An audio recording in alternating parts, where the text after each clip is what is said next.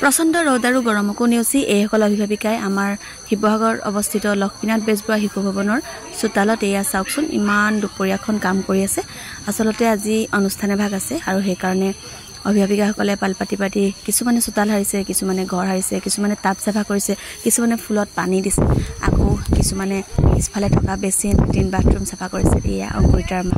ইফালে আকৌ এইগৰাকীয়ে বাৰাণ্ডাখন হাৰিছে আৰু এইফালে আমাৰ পৰি বাইদেউ গোটেই ফুলৰ টাবখিনি চাফা কৰি ফুলত টাবত পানী দিছে আৰু এফালৰ পৰা ধুনীয়াকৈ চিজিল কৰি টাবখিনি সজাই দিছে। সেইটো আছিল ৰাতিপুৱাৰ দৃশ্য আৰু এয়া আবেলি 3 বজাৰ দৃশ্য। আহিছে এইখন স্কুললৈ শিক্ষামন্ত্ৰী ৰণোজ পেগু ডাঙৰীয়ালে, লগতে আমাৰ শিৱসাগৰ জিলাৰ উপায়ুক্ত মহোদয় মানে DC ছাৰ আৰু লগত কেইবাজনো উচ্চ পদস্থ বিষয়ববী আহিছে আৰু উদ্দেশ্য হৈছে আমাৰ এই বিল্ডিং ভাগ মুকলি কৰা। আচলতে আমাৰ স্কুলৰ এইফালৰ এই বিল্ডিংটো নতুনকৈ সজাইছে আৰু এই বিল্ডিংটো মুখ্যমন্ত্ৰী ডাঙৰীয়াৰ লগত কথা বতৰা পাতি শিক্ষামন্ত্ৰী ৰণোজ পেগু ডাঙৰীয়াদেৱে চেংচন কৰাই দিছিলে।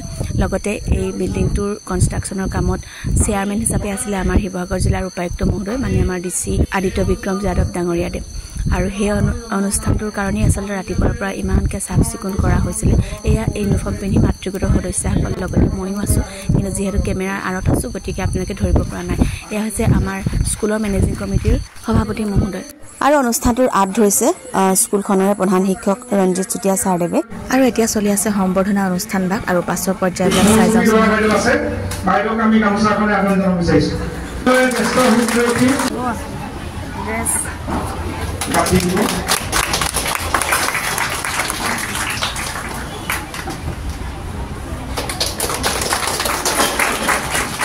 আদৰণি ভাষণ দিবৰ কাৰণে বিদ্যালয়ত অন্ততঃ 2 বছৰমানৰ ভিতৰত 1000 ছাত্ৰ-ছাত্ৰীয়ে অতিক্ৰম কৰিব বুলি ভাবিছো।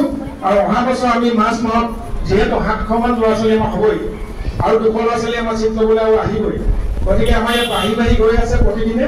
গতিকে মহোদয়ক মই দৃষ্টি আকৰ্ষণ কৰিলোঁ আৰু আমাৰ পৰিচালনা সমিতিয়ে এটি টুকুৰা এটা আমাক থুলমূলকৈ এষ্টিমেট এটা বনাই তেখেতক আজি দিবৰ কাৰণে লৈ আহিছে। সমিতিৰ সভাপতি মহোদয়ক অলপলৈকে অনুৰোধ কৰিছোঁ আৰু সদস্যসকলো আহক। ইয়াত আপোনালোকে আজি এনেধৰণে লাভ কৰাৰ কাৰণে ধন্যবাদ দিব লাগিব মাননীয় মুখ্যমন্ত্ৰী ডক্টৰ হিমন্ত বিশ্ব শৰ্মা, কাৰণ তেখেতৰ হাততে আন টাইপ পুঁজি থাকে। আৰু মই ইয়ালৈ অহাৰ পাছত আপোনালোকক মই কৈ গৈছিলোঁ যে মই চেষ্টা কৰিম। মই মাননীয় মুখ্যমন্ত্ৰীক লক্ষ্মীনাথ বেজবৰুৱা শিশু ভৱন প্ৰাথমিক বিদ্যালয়ৰ বিষয়ে মই জনাইছিলোঁ আৰু ইয়াত যে 400তকৈ অধিক ছাত্ৰ ছাত্ৰী আছে সেই কথাও তেখেতক জনাইছিলোঁ। আৰু তেখেতলৈ মই এটা টোকা লিখি দিছিলোঁ যে বিদ্যালয়খনত অতিৰিক্ত ভৱন শ্ৰেণীকোঠা নিৰ্মাণৰ বাবে 50 লাখ টকা আবণ্টন দিব লাগে। আৰু তেখেতে সেই আবেদন সেয়া আপোনালোকৰ অনুৰোধ ৰক্ষা কৰি এই 50 লাখ টকা বিদ্যালয়খনলৈ আগবঢ়াইছে। গতিকে তেখেতক ধন্যবাদ জনাই এটা হাতী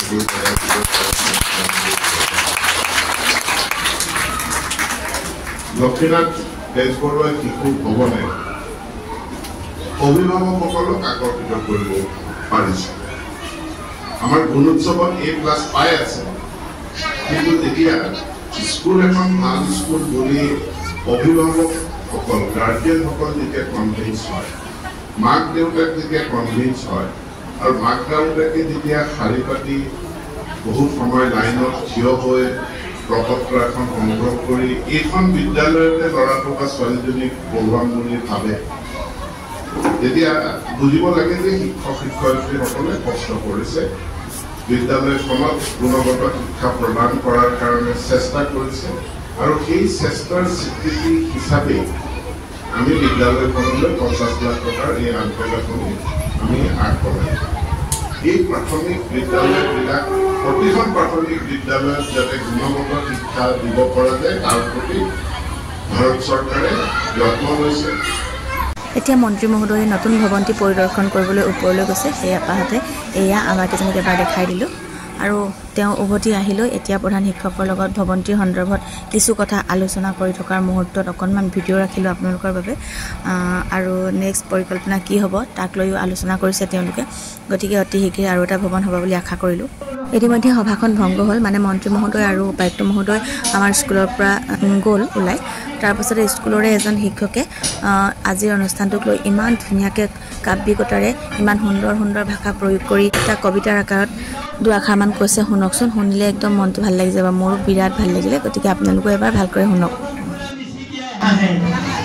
আৰু শৰতৰ দলিচাত দুবৰি ফুলৰ শৰতৰ দলিচাত শেৱালি ফুলে হাঁহিয়ে উপচাই পেলায় ইফালে চাৰিওফালে কৃষ্ণচূড়াৰ সুলভে ৰং ছটিয়াইছে এনে এটি দিনতে আজি আমাৰ বিদ্যালয়খনে নতুনকৈ প্ৰাণ পাই উঠিছে ইমান ভাল লাগিছে নহয়নে এই খবৰটো পোৱাৰ লগে লগে মোৰ এনে লাগিছে আমাৰ বিদ্যালয়ৰ চৌপাশে থকা তৰু তৃণবোৰেও যেন মানে উল্লাসৰ মহিমাৰ বন্দনা কৰিব তেওঁলোক যেন সকলো সাজু হৈ আছে সকলোৰে শুভকামনা থাকিল আগন্তুক দিনত বিদ্যালয়খনৰ উত্তৰ কামনা কৰিছোঁ ধন্যবাদ ইয়াৰ পাছতো বিদ্যালয়খনত সৰু সুৰা দুটামান কাম বাকী আছিলে সেইকেইটা নেদেখাওঁ আৰু গতিকে ভাবিলোঁ ভিডিঅ'টোৰ পৰা বিদায় লওঁ আকৌ লগ পাম